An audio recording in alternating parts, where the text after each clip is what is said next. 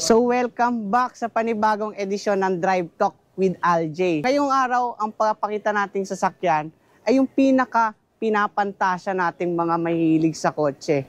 Isa siyang work truck.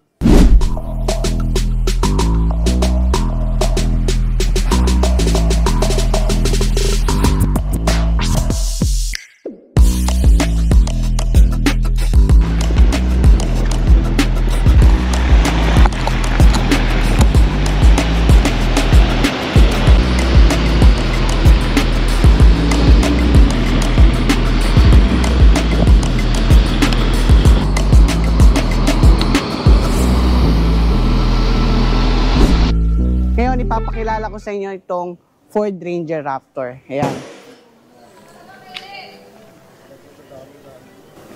Grabe, sobrang pogi niya, oh. C-clamp yung headlight. Tapos, naka-all-terrain yung gulong niya. Naka-BF Goodrich na siya na KO2. Na may 17s alloy wheels. Isang maganda pa dito yung aggressive grille niya, oh. Na malaking Ford. Tapos, ang lapad pa ng stepboard niya. Talaga namang hindi kayo mahirapang sumakay rito. Tapos ang nagustuhan ko pa dito, yung aggressive look niya na sobrang lapad.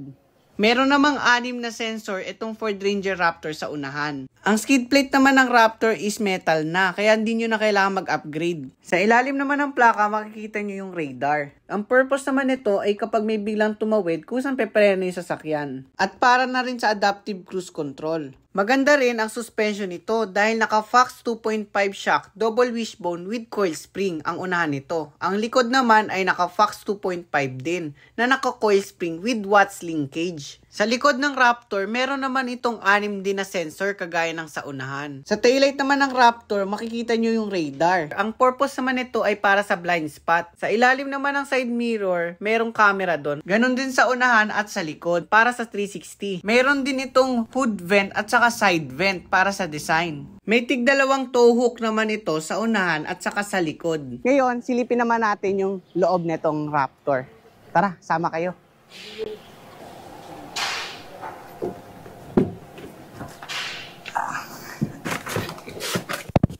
So ngayon, nandito naman tayo sa loob ng Raptor. Personally, ang nagustuhan ko talaga dito, bukod sa look sa labas na sobrang ganda, nagustuhan ko rin yung interior niya dahil sobrang sporty ng sasakyan na to. Sabagay, sports truck nga pala ito. Saka ang nagustuhan ko dito, meron siyang 10-way power seat adjustment. At saka yung headroom ko, maluwag, ito. Tapos yung legroom ko, sobrang luwag din. Ito, adjust ko sa normal driving position ko. Yan. Sobrang luwag niya pa rin, oh. Grabe. Tapos yung manibela niya, oh. Ang ganda rin ng design. Saka, ang nagustuhan ko pa rito, yung mga position ng mga kagaya ng sa cruise control, nandito lahat siya sa ibabaw ng manibela. Talagang hindi nyo siya makakalimutan na, ay, ito pala yung pwesto ng cruise control. Hindi ka na maghahanap kung saan pa. Saka, grabe ang ganda rin ng pagka-red stitch nito. Ang ganda ng Tapos yung manibela niya, sakto lang din. Ang ganda ng grip. Saka ito pa, ang ganda rin ng gauge cluster nito. Talagang fully digital lahat na may analog na style. Pero digital siya. Pag nakapatay yung engine mo, wala kang makikita sa screen. Saka nandito yung niya, yung sa passenger, nandito sa gitna. Ang ganda rin.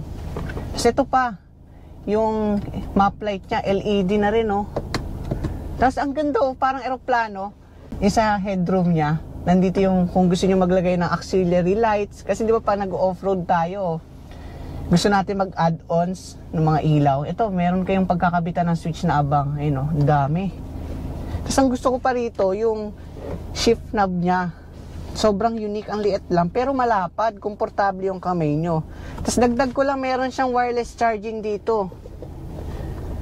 Tapos ito, ba to, cooler? Parang may extra storage siya dito, pero hindi siya cooler, wala kasi siyang vent. Mas maganda sana kung ginawa nilang cooler to kaysa sa extra storage. Tapos meron kayo ditong lagayan ng cellphone. Ang ganda.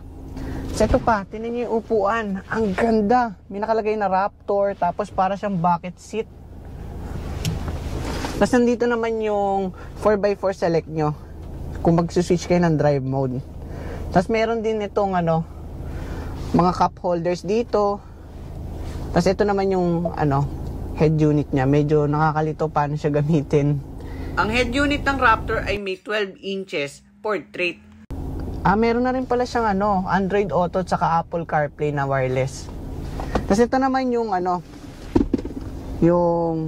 yung storage niya sa gitna. Maluwag din kasi malapad siya. Maliit lang siya yung lalim niya, pero malapad. Dun kayo binabawian ni Ford. Tapos meron pa siyang lagay ng barya. Ngayon lang sisilipin naman natin yung likod kung maluwag pa ba. Ay, bago pala yan, dagdag ko lang. Ang gusto ko pa dito sa Ford, hindi nila dinilit to. Kasi importante to, ang taas ng sasakyan, tapos wala kayong grab handle. Ayan, tapos ito pa lang vanity, meron siyang mirror. Wala lang siyang lights.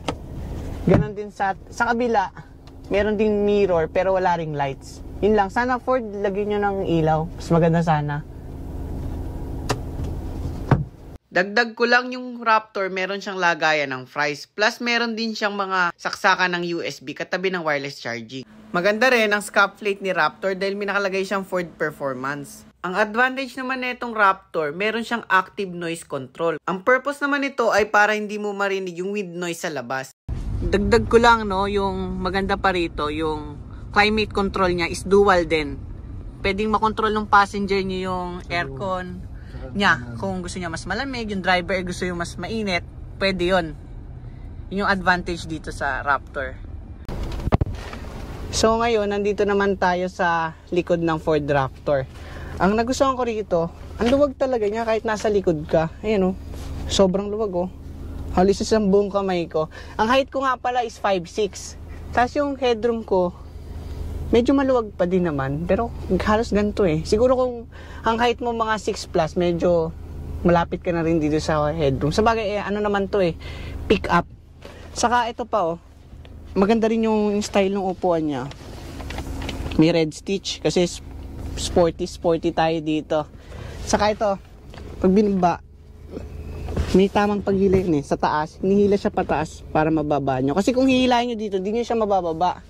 Kailangan nyo siyang hatakin pataas, saka nyo ibababang ganito. Yan komportable. Tama lang yung armrest niya rito. Tapos dagdag ko lang, meron pa siya ditong aircon vent. Kaya hindi kayo mainitan sa likod. Yan. Tapos meron pa siya ditong Type-C, tapos USB cable. Tapos ang maganda, may saksakan po na outlet. Pwede kayo mag-charge ng laptop dito. Tapos same din sa ibang kotse, meron siyang mga bulsa rito. Saka nagustuhan ko rito, meron din siyang grab handle sa likod. Talagang hindi kayo mahirapan sumakay rito. Tapos ito rin, dalawa-dalawa pa yan. Pwedeng ganito, pag mabilis magpatakbo yung driver. So ito naman yung ilaw niya sa gitna. Hindi ko alam paano binubuksan Ayun, pinipindot. Kasi wala siyang wala siyang mga pindutan. Saka ito pala, pag sasakay kayo sa kahit anong Ranger or kahit Everest, kakaiba yung grab handle nito. Ito tingnan nyo. Nandito siya nakatago. Hindi siya dito, nandito. Hindi nyo siya mabubuksan basta-basta. Kailangan nyo siya i-press para mabuksan ng ganito. Tapos ito yung speaker niya. Tapos meron din kayo ditong cup holder. Silipin naman natin yung yung cargo space ko. Gaano ba siya kaluwag. Balik na natin. Ay, ito pala. Bago tayo pumunta sa likod, papakita ko muna yung pinakagitna. Sobrang halaga nito. Kasi kapag pick-up truck, usually yung gitna, pang kids na lang yung pwedeng upuan. Ganon din sa Raptor. Ito yung hindi ko nagustuhan sa Raptor. Kasi sobrang taas ng gitna niya. Kailangan nyo munang kumuha ng space sa katabi nyo para komportable rin kayo. Siguro maganda Ford susunod na na Ranger. Maganda sana mas mababa yun dito para komportable.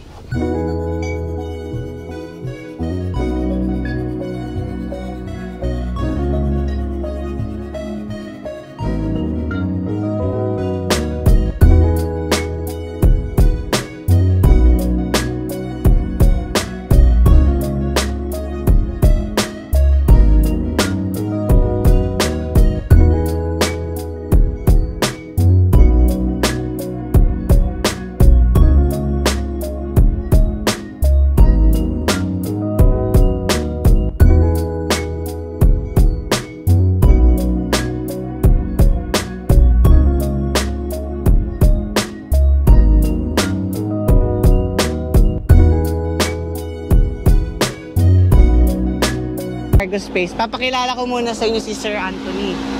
Ayan.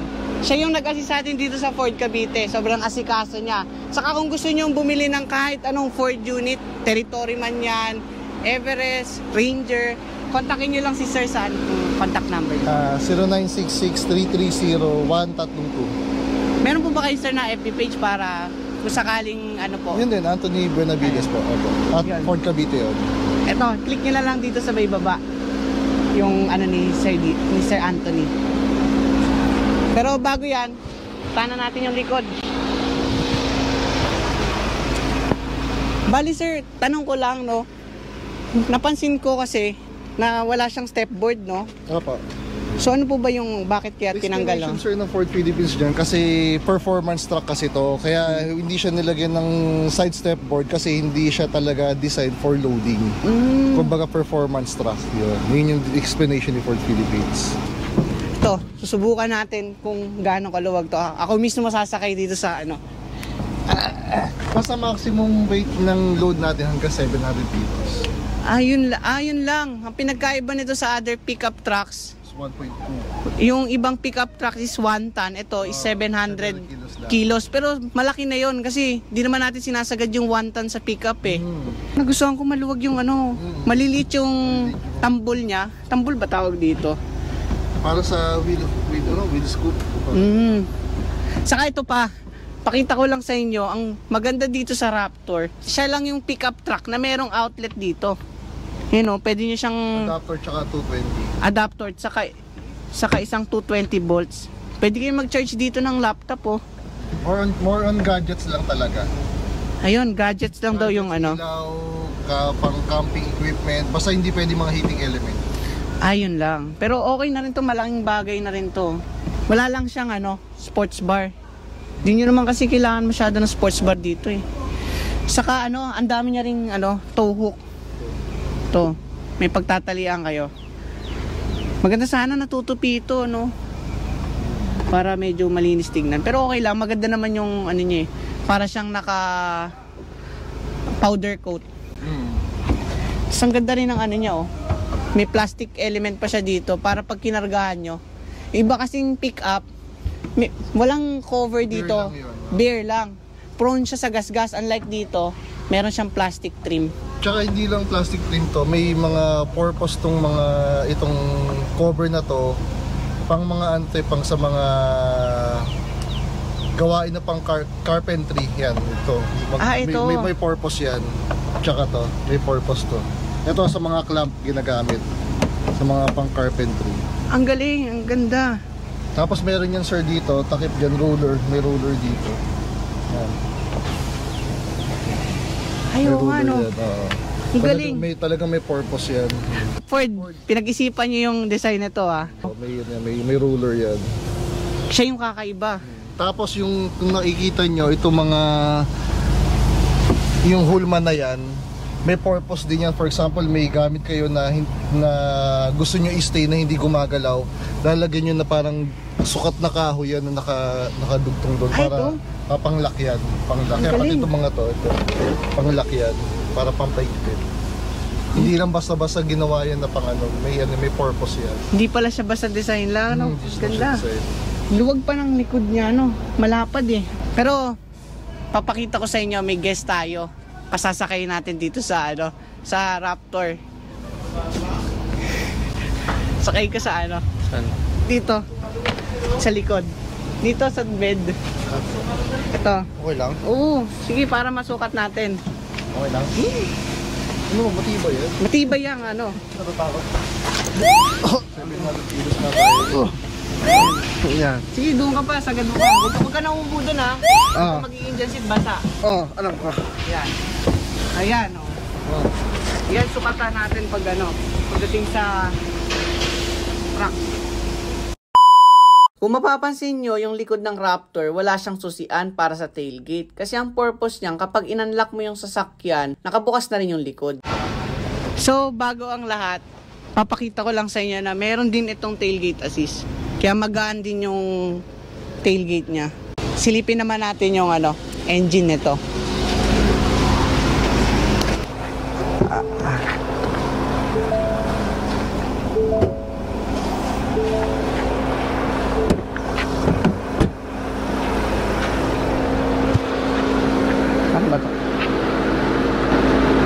ba dito sa ito?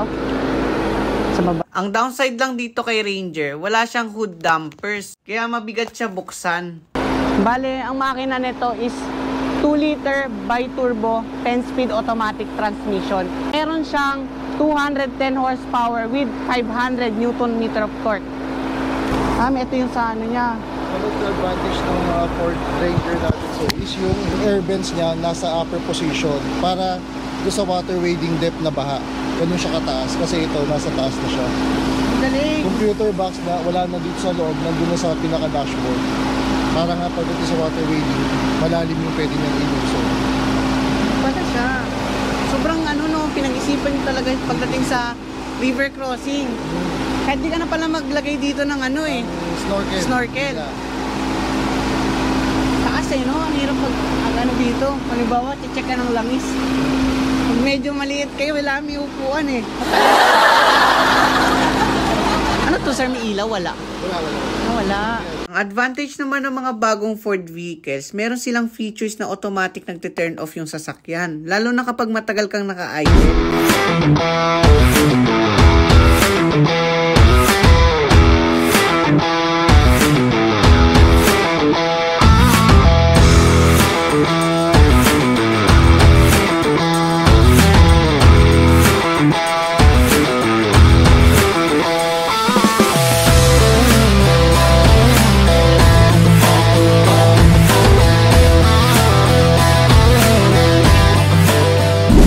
Bago natin simulan ng test drive, ang Ford Ranger Raptor ay merong 7 drive mode. Kagaya ng normal, sport, slippery, matte ruts, sand, baha, at saka rock crawl. So ngayon, susubukan naman natin tong Ford Ranger Raptor. Kasama natin si Sir Anthony. Yan. Alamin natin kung gaano nga ba kaganda to. Nakikita rin pala dito kung ilan yung naka-seatbelt Ito. Hindi bago ko sa niya cambio.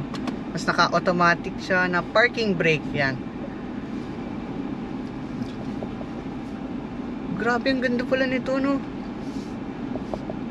Ang laki lang niya talaga kapag ikaw yung driver dito. Yung manibela niya, malambot. Sobrang lambot niya. Electronic assistant po siya. Kaya pala.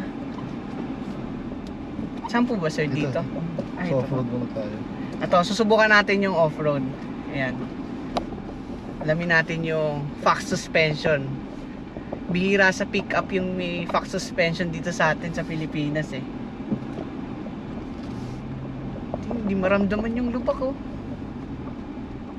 Pwede lagyan natin sir ng konting ng power. Sige, ito lagyan natin konting power. Wow, ganda. Doon. Sa likod ng doon. Sa likod ng tawag dyan. Sa likod po na. Ikot mo dyan. Sige po. Ang ganda ng liko niya, no? Kaya lang may konting roll siya, pero iba yung niya Ikot mo dito. Sa mga lubak-lubak. Ang ganda ng ride. Grabe to.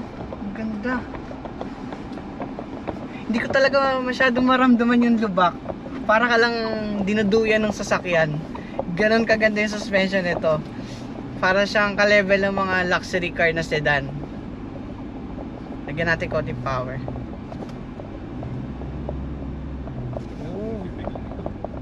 Ganda. Ito, subukan naman natin dito sa highway. Walang one way. Karating sa may crossing kanan. Ito, naka-normal mode tayo ngayon. Tapos mamaya susubukan naman natin yung sports. Aggressive nito, no? Pwede may dip. Hindi pa natin. Oh, ganda Hindi ka mabibitin. Hindi bitin. Ang tulin, grabe. Saka ang ganda niya rin sa cornering sa highway. Hindi mo maramdaman yung liko kasi sa lubak may konting roll, pero maganda yung pagkaka-roll niya. Dito sa highway, wala talaga kayong maramdaman. Pwede ba natin sir subukan yung sports mode? Ito. Lipat natin siya ng sports mode. Ayan. Oh, mas aggressive. Bibo yung ano niya, no? Di ba yung ibang sasakyan may delay? Dito wala. Wala. Saan? Diretso lang, sir. Diretso no? lang, sir. Malayo pa yun. Oh, ganda. Wala akong masabi dito sa Raptor. Tulin, oh. Grabe, ang sarap. Tulin nito. Ang ganda niya sa corner. Hindi, saka ang ganda ng upo niya, hindi kayo ibabato. Balik na natin sa ano, sport, sa normal mode. Grabe, sarap nito. Pwede sa'yo subukan yung manual mode. Sige, ito, paano po ba manual mode nito? Pindutin mo to. Tapos paddle shifter ka na lang. Tingnan natin kung gaano mas ka-responsive tong Raptor kapag naka-manual mode.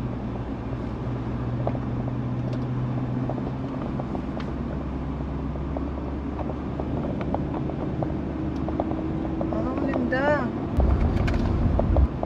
Saka ang maganda dito, 10 speed tong Ranger Raptor. Talagang masarap to ibiyahe sa mga long drive. Tumatakbo tayo ng 72. Sarap nito, hindi mo ramdam yung 70. Para ka lang nagda-drive ng 40. Pag ito yung dala mo, ganun siya kaganda. Saka hindi siya nagda-downshift ng automatic kapag di nyo pinares yung paddle, oh. Oh. Yung iba kasing kotse, automatic nagda-downshift pag naka-manual mode. Dito hindi. Pagdating ba, sir, sa gas consumption nito, matipid din po ba tong Raptor? Based to our clients, sir, mga pag city drive nasa sir, nasa 12 to 14. Pag long drive 20 pataas. 12 to 14. Pwede na, para ka lang din nakasedan. Saka ito pa, the best talaga yung aircon ng Ford, malamig. Talagang kailangan nyo magbaon ng jacket. Pinagandaan ko to eh. Malamig kasi aircon nito eh. Sa manual mode, may delay siyang, siguro hindi mo mapapansin gaano eh. Kapag pinares mo lang yung paddle, di kagad siya kumakagat sa gear. Pero yung di mo totally ramdam na ramdam kagaya ng ibang sasakyan na malaki. Maliit lang yung delay niya. Ito, turning radius ng Ford Ranger Raptor.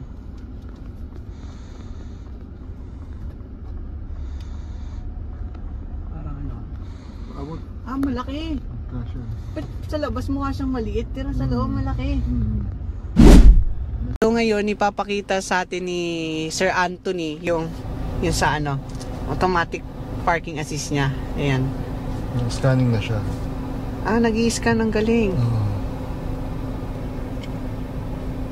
Dito kapag minadetect niya na may bakanteng parking, i-click nyo lang yung okay. Tapos susundin nyo lang yung instruction dun sa screen.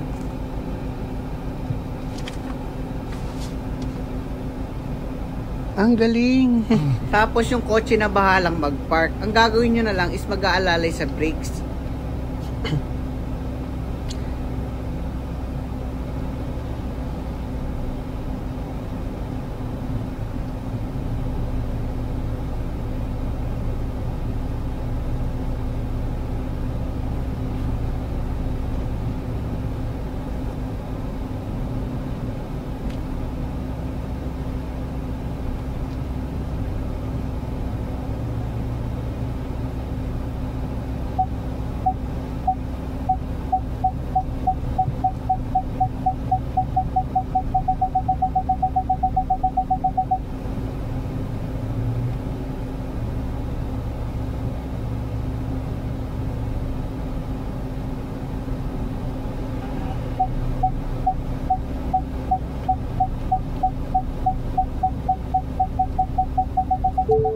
Ang galing.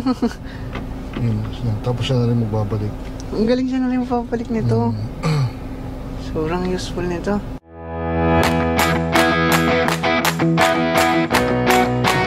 Hanap nyo ba mga murang damit at saka murang pabango at mga murang beauty product?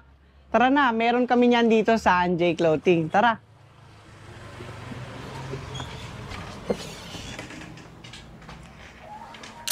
Tapos ang maganda pa rito, meron din kaming mga available na mga lotion. Ito, mga imported namin products. Ayan.